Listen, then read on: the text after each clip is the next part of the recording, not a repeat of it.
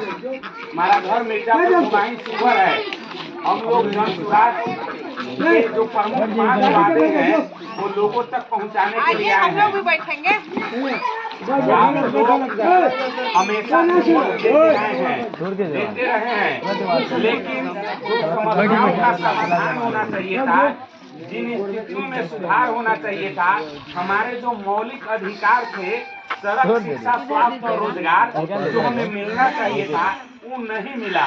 Vote के नाम पर लोग आए, हमको छल के वोट लेके चले गए। हमारे स्थितियों में सुधार नहीं हुआ। हम लोग हमेशा से वोट देते आ रहे हैं, कभी जात के नाम पर वोट दे दिए, कभी धर्म के नाम पर वोट दे दिए, लेकिन हमारे समस्याओं में सुधार नहीं हुआ।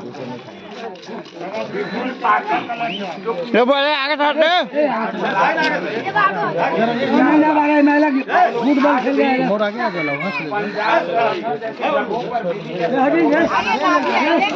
ऐसा कोई परिवार नहीं है जिसमें ऐसा कोई परिवार नहीं है जिससे 2-4 लोग घर से बाहर नहीं रहते हो।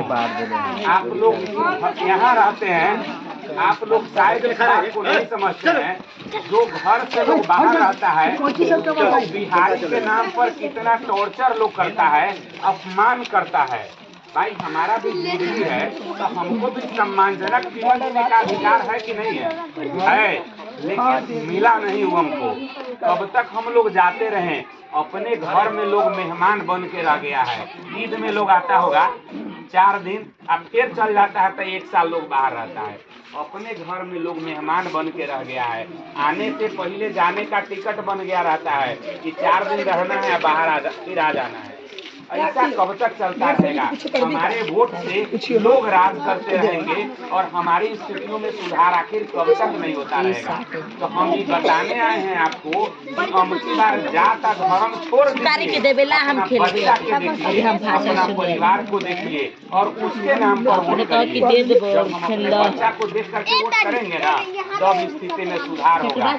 शिक्षा, स्वास्थ्य, सड़क, जो रोजगार है बेहतर होगा, तभी घूमने का फायदा होगा। मान लीजिए यहाँ कोई रोजगार हमको मिल जाता तो हम कमाएंगे, तभी ना हमारा परिवार के बाल बच्चा के फायदा होगा। कि हम घर में सुतल रहेंगे तो फायदा हो जाएगा? नहीं होगा। जनसुराज उन्हीं 5 वादों की बात करती है। जिस तरह अन्य राजनीतिक दल है, उसी तरह जनसुराज भी एक राजनीतिक दल है। जनसुराज कहता है कि जब हम सरकार में आएंगे तब 5 गो चीज पर काम होगा। पहला पलायन पर काम होगा।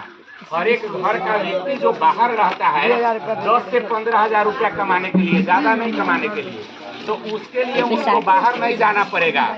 वो 10 से 15 हजार का जो है स्थानीय स्तर पर वैसा व्यवस्था किया जाएगा कि लोग यहीं काम करेंगे। तो ये अच्छा बात है ना कि जो लोग बाहर जाते हैं न जाके यहीं कमाएंगे, तो बहुत बढ़िया बात है।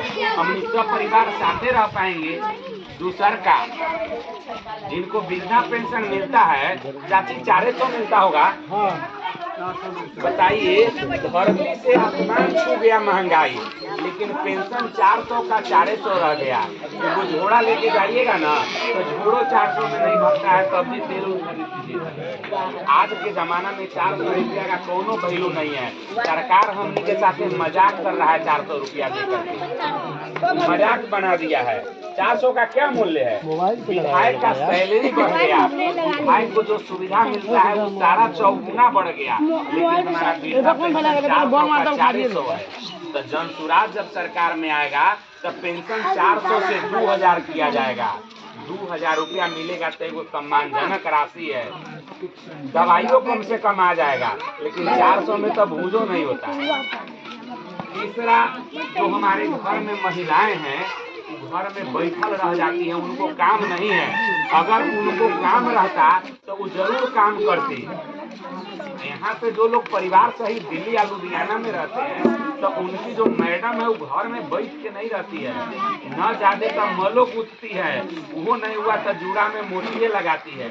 मतलब कुछ न कुछ जरूर कमाती है, तभी जाके वहाँ भी गुजर बसर हो रहा है। तो उसके लिए जनसुराज 5 लाख लोन देने का बात करता है, सरकारी गारंटी पर। न आपको जमीन दिखाना होगा और न कुछ।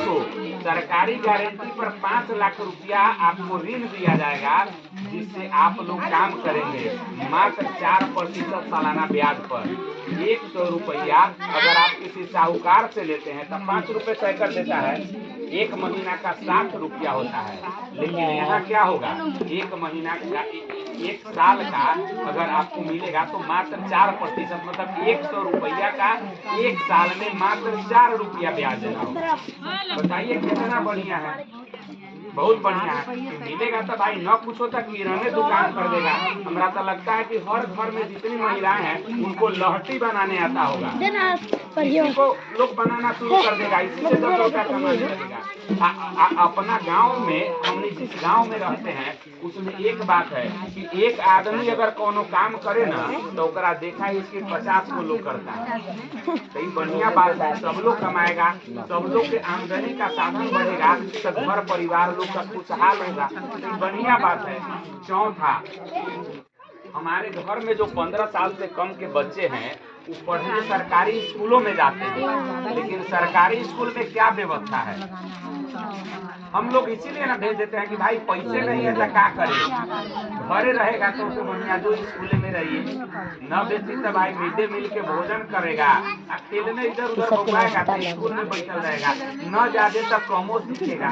लेकिन यह कहाँ तक उचित है, जब तक बच्चा बेहतर पढ़ेगा नहीं तब तक वो क्या करेगा। कोई भी बच्चा जिसे आप बेहतर शिक्षा दिलवा दीजिए, बेहतर पढ़ाई लिखाई कर ले तो वो अपना जीवन जरूर बेहतर तरीके से जी सकता है। क्या बाबा, जब बढ़िया से पढ़ लिख लेगा तो जीवन अच्छा से जिएगा।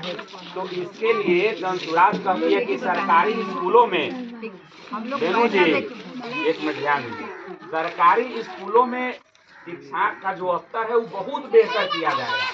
जैसे नेतरहाट जैसे स्कूलों में, नवोदय जैसे स्कूलों में, केंद्रीय विद्यालय में जैसी पढ़ाई की व्यवस्था है वह हमारे गांव के सरकारी स्कूलों में की जाएगी। और जब तक ये व्यवस्था नहीं होता है तब तक आप अपने बच्चा को प्राइवेट स्कूल में भेजिएगा तो वो पैसा जनसुराज का सरकार देगा। प्राइवेट स्कूल में भेजिएगा तो अगर फीस लगेगा नू तो वो फीस जनसुराज सरकार देगा। तो फायदा है, हमारा बच्चा अगर बढ़िया से पढ़ लिख लेगा। एगो बाप मतारी का क्या सबसे बड़का कर्तव्य है, यही कि बच्चा बढ़िया से पढ़ लिख ले, और यह जब हो गया तो वो अपना जीवन बढ़िया से जी लेगा। 5वां किसान के लिए है, जिनके पास बहुत जमीन है और कम में खेती करते हैं, उनके लिए मनरेगा के तहत जो मजदूर होता है उनको जोड़ के उनको दिया जाएगा, जिससे वो नकदी फसल का खेती करेंगे। यही मुझे समझ जब भाई मजदूर जब फ्री में मिलता है जो मैं बढ़िया से करते हैं, आमदनी ज्यादा होती है। तो जब आमदनी बढ़िया होती है तो घर बढ़िया चलते है।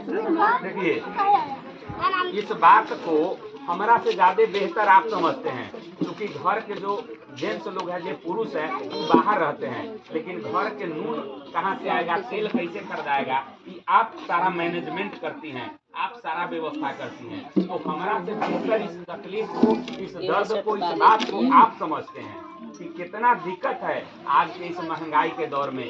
आई सब एक एक चीज पर आधारित है, पैसा पर। अगर पैसा आता, अगर आमदनी के साधन रहता तो लोग का स्थिति खराब नहीं होता है। तो भाई कमाने के लिए तो सब तैयार बैठे हैं, हम लोग भी कमाएंगे, आप सब लोग मिलकर कमाएंगे, क्या दिक्कत है। लेकिन वो व्यवस्था होगा तबे ना, वो व्यवस्था नहीं है जिसी के कारण हम सब लोग परेशान हैं। तो ये रोजी रोटी रोजगार के हमरा दी, हम ओकरे नु समर्थन करम कि हम कहम कि भाई छोड़ दे, हमारा रोजगार न चाहिए, हमारे जाति के नेता रहते।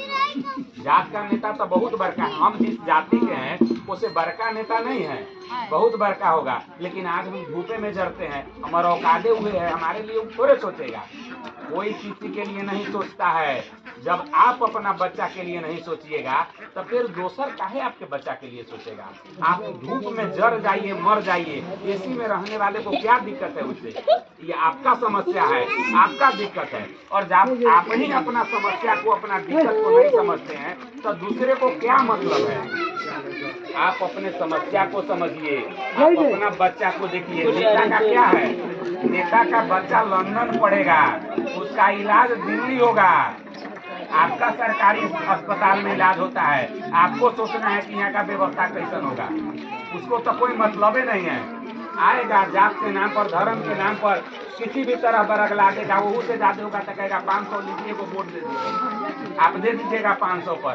हमारे वोट का कीमत 500 रुपया नहीं है। संविधान हमको ताकत दिए हुआ है कि हम बढ़िया से बढ़िया व्यक्ति को चुने जो हमारा सुने, हमारे लिए काम करे। नेता हमारा मालिक नहीं है, हमारा नौकर है संविधान के हिसाब से, लेकिन हमने ओकरा माथा पर बैठा है। हम लोग इस बात को समझ नहीं पा रहे हैं। तो हम यही कहने आए आप सब लोगों को कि अब की बार का वोट जो है आप अपना बच्चा का मुंह देख करके वोट करिए। जब आप अपने बच्चा को देख करके वोट करिएगा तो जरूर तो सुन रहे हैं चाची, हम कुछ कहे तो समझे।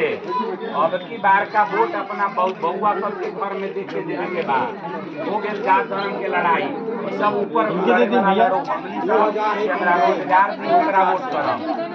तो इसके लिए आप लोग महिलाओं का बहुत बड़ा रोल है।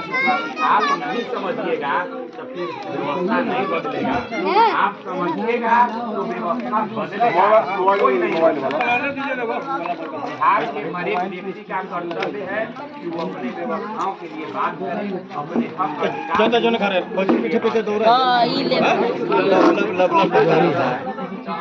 जनसुराज के वोट करिएगा। इसका भी एक प्रत्याशी उतरेगा और जनसुराज के लिए आपसे वोट मांगेगा। एक बार आजमाइए इसको भी। 5 चीजों को कहा है लागू करेगा, नहीं करेगा तो दूसरा के वोट देंगे। दोबारा मौका किसी को नहीं देगा। एक बार में लगा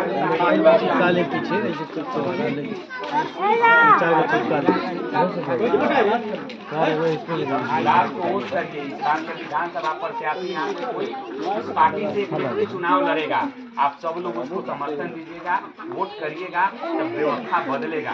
एक बात हमेशा ध्यान रखिए, आपके तकलीफ से आपके जात का, आपके धर्म के नेता का कुछ बिगड़ने उगड़ने वाला नहीं है। वो आपके नाम पर राजनीति करेगा, आपके नाम पर सत्ता का सुख भोगेगा।